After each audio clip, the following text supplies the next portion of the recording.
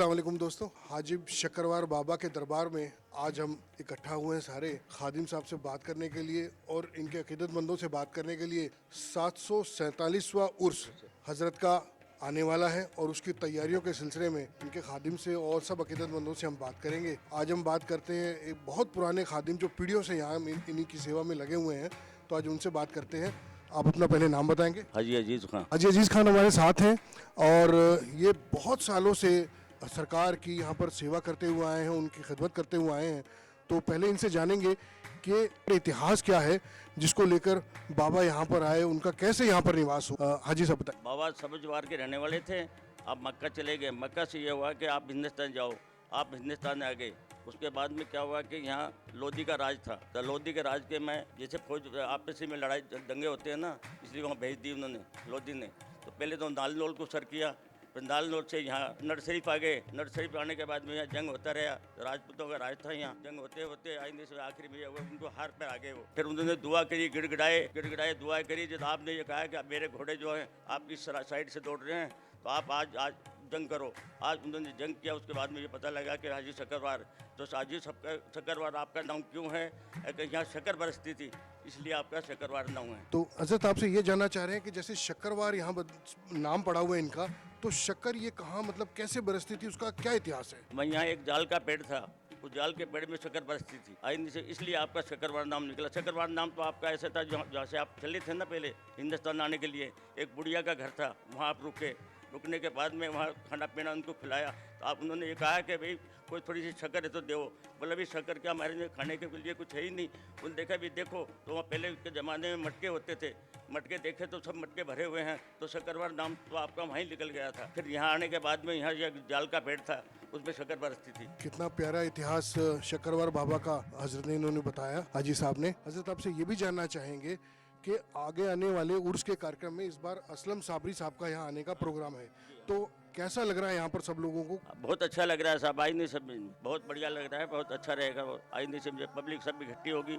आइंदे हिंदू मुस्लिम की एकता है यहाँ। आइंदे से सभी धर्म के लोग यहाँ आते जाते हैं, इसलिए बहुत बढ़िया रहेगा साहब। उर्स के कार्यक्रम में यहाँ बहुत से लोग आना जाना रखते हैं, अपना अकीदतमंद आते हैं, बाबा से कुछ ना कुछ मांगते हैं और उनकी मुरादें भी पूरी होती हैं। बाबा उस कोई चमत्कारी बात कोई ऐसी आपके सामने वाकया घटा तो वो थोड़ा बताएं आप। एक बसंती नाम की औरत थी यहाँ, वो बहुत इतनी वो थी कि भाई मरने की हालत में हो गई थी। लोगों ने ये कह दिया डॉक्टर ने साहब आज कुछ भी नहीं होगा। तो उसके बाद में यहाँ आई आके ये संदल मसला बाबा का संदल मसला तो बिल्कुल ठीक हो गई। तो बाबा आपसे ये भी पूछना चाहते हैं, आगे आने वाले हिंदुस्तान में जैसे जो आज का माहौल चल रहा है, आप क्या संदेश देना चाहते हैं लोगों को बाबा की जानिब से? यहाँ हिंदू मुस्लिम की एकता है साहब, यहाँ हमेशा रहेगी। आइंदे से 700 साल से बाबा जब से यहाँ आरती होती है, एक तरफ नमाज होती है, सारा कार्यक्रम बराबर होता है। यहाँ कोई तरह की कोई दिक्कत नहीं है। यहाँ पर और भी अकीदतमंद हैं, बाबा के चाहने वाले हैं, तो उनसे भी बात करते हैं। आइए। मेरा नाम सिराज अली है। सिराज अली साहब, आप कुछ बाबा के बारे में बताना चाहते हैं? बाबा एक अजीब करिश्मा है। यहाँ के एक हिंदू और मुस्लिम एकता का प्रतीक है और काफ़ी लोग यहाँ से पंजाब, हरियाणा, दिल्ली काफ़ी लोग यहाँ बाबा के खिदमत के लिए आते हैं। और ये 747वां उर्स बाबा का मनाया जा रहा है। और हमने अभी सुना है कि असलम साबरी साहब आने से यहाँ बहुत ही एक अच्छा माहौल बनेगा और हम बहुत बड़े बेसब्री से इनका इंतज़ार कर रहे हैं। और इसी तरीके से एक शांति प्रिय माहौल बाबा का चलता रहता है। असलम साबरी साहब के आने से यहाँ बहुत उत्साह है सब लोगों के बीच में। हम और भी लोगों से बात करते हैं। अस्सलाम वालेकुम, मैं पप्पू भाई जनाब शबराती साबरी कवाल साहब का बड़ा लड़का हूँ और सरकार की खिदमत में बाप दादाओं से हैं। ये सरकार का प्यार भी है, सरकार के खादिम में जितने उन सबका प्यार है। और ये दरबार ऐसा आली दरबार है कि मेरे कुछ अशार नज़र करूँगा मैं आपको कि मेरे अरमान तमन्ना मेरी हसरत तुम हो। ये हाजिब शक्करवार वली, मेरे अरमान तमन्ना मेरी हसरत तुम हो और शह नरहड़ के वली मेरी हिमायत तुम हो। दिल तो क्या चीज़ है मैं जहाँ भी नौछावर कर दूँ, मेरे काबा व मेरे किबला मेरी जन्नत तुम हो। आप जैसा ना कहीं हमने मसीहा देखा, जिसको जैसी हो ज़रूरत वो ज़रूरत तुम हो। ये दरबार एक वो आली दरबार है, वो शहनशाह का दरबार है जहाँ सर्व धर्म के लोग यहाँ आते हैं और उनकी सरकार सब जायज़ तमन्नाओं को पूरी करते हैं। सरकार बहुत बड़े वली सच्चा दरबार है, जहाँ हर धर्म के लोग आते हैं, सबकी झोलियाँ भरी जाती है, सबकी दिली तमन्ना पूरी होती है और बड़ा प्यार है यहाँ। 36 कौम जो होती हैं वो सब सरकार को मानती है। तो कितनी प्यारी कौमी एकता की बात यहाँ सब लोगों ने की है और मैं भी ऐसे बाबा के दर्शन करने आज अपनी हाजिरी देने जा रहा हूँ, उनके दर्शन करने जा रहा हूँ अभी बाबा के दरबार के अंदर।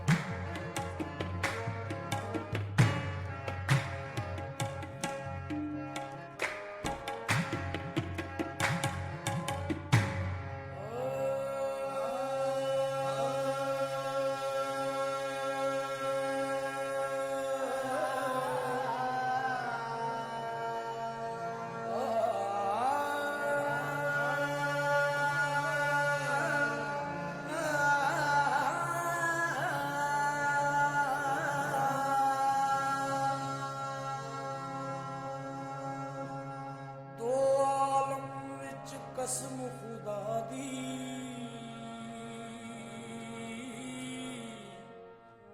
मेरा मान तरान फरीद।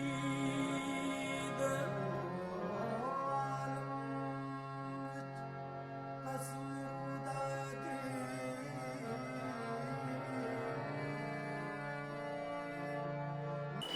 हम चल रहे हैं बाबा के साथ में, तो वो बता रहे हैं कि यहाँ पर गेट और संदल की क्या कहानी है, उससे क्या होता है, आज हम समझेंगे बाबा के साथ में। बसंती गेट कहलाता है। इस गेट का नाम बसंती है और ये संदल की मिट्टी है। यहाँ पर जहाँ कैमरा है इस वक्त, ये संदल की मिट्टी है। इसको लगाने से बहुत इलाज लोगों के होते हैं, बहुत बीमारियाँ दूर होती हैं।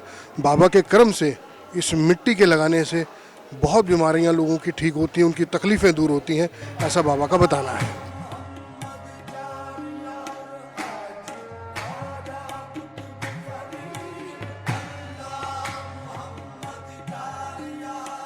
हाजी खाजा कुतुब वाली,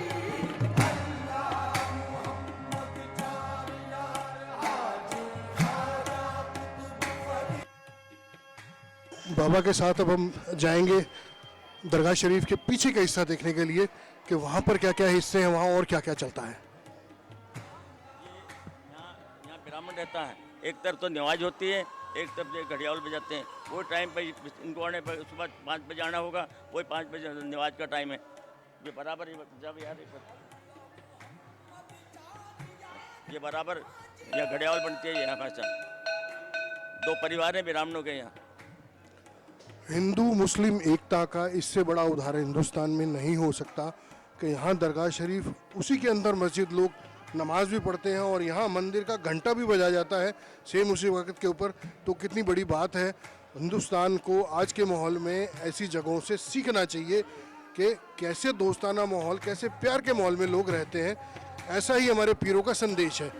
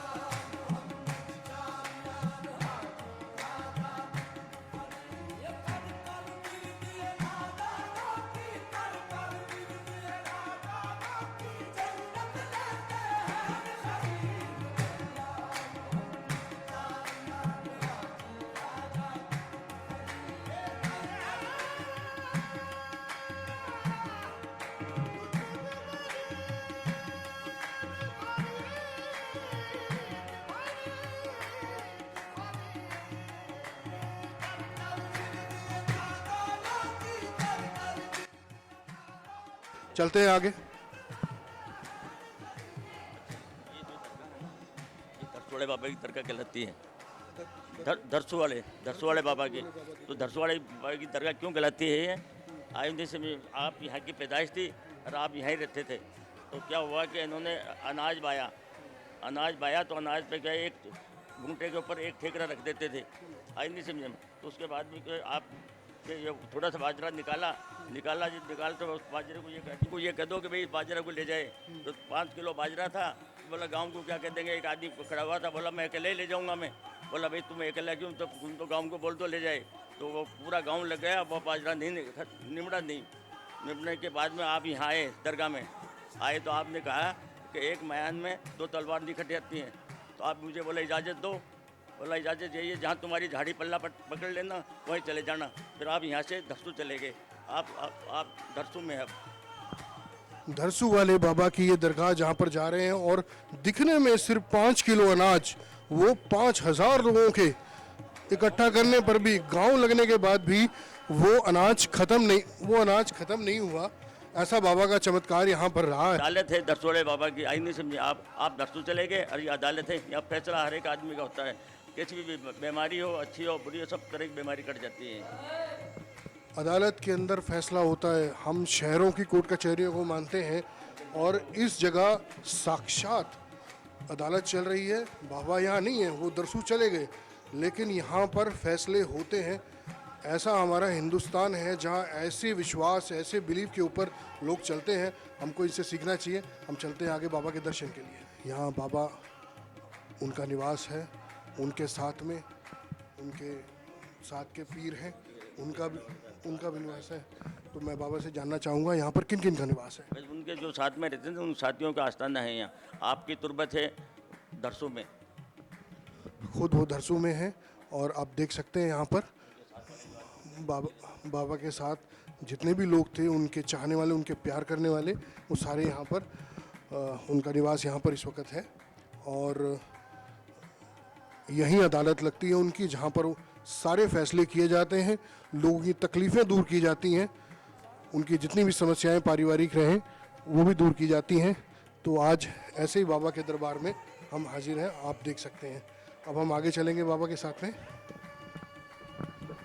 यहाँ पर आज दरगाह के बीच में खड़े होकर मैं आज आपको दिखाना चाहता हूँ यहाँ कितने लोग जो दुख तकलीफ़ों में हैं और अपनी तकलीफ़ें दूर कराने यहाँ पर आए हैं बाबा के दरबार में।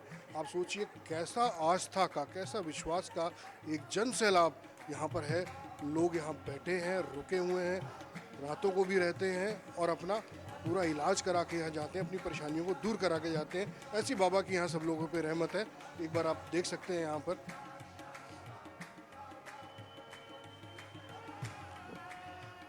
आप देख सकते हैं कि यहाँ कितने लोग आके ठहरे हुए हैं, कैसे ये लोग तकलीफ़ों के बीच में यहाँ रहते हैं, लेकिन बाबा फिर भी अपनी कर्म नवाजी सबके ऊपर करते हैं। ऐसा सब लोगों का विश्वास है, और उसी विश्वास के नाते न दिन और रात की परवाह भी नहीं होती, खाने की परवाह भी नहीं होती, क्योंकि सबको विश्वास है कि बाबा सबकी सुनते हैं, सबकी मदद करते हैं, और वो हमारे शक्करवार बाबा हैं। ऐसा लोगों का यहाँ पर विश्वास है। आपका नाम बताइए। लाभचंद जैन। लाभचंद जैन जी है, हम यहाँ पर हैं। ये कलकत्ता से, इतनी दूर से कलकत्ता से चल के आए हैं। तो इनसे पूछते हैं साहब यहाँ इनको कैसा लगता है और क्या समस्या, किस नाते से यहाँ पर ये हैं। यहाँ बहुत अच्छा लग रहा है साहब, रहना पड़ता है। बाबा की बहुत करम है बाबा का। आप किसी परेशानी की वजह से आए हैं यहाँ? परेशानी से मेरे घर वाली की परेशानी है, बहुत ठीक है, 90% ठीक हो गई है। हाँ ठीक हो गई है। तो बाबा का ऐसा करम कि इनकी पत्नी वो ठीक नहीं थी, उनको कोई तकलीफ थी, लेकिन अब ठीक है। और जैन साहब सोचो कलकत्ता से यहाँ पर आए हैं, तो ऐसा एक अकीदत लोगों की यहाँ पर जुड़ी हुई है, और इसी अकीदत को साथ लेते हुए हम आगे चलते हैं। इसी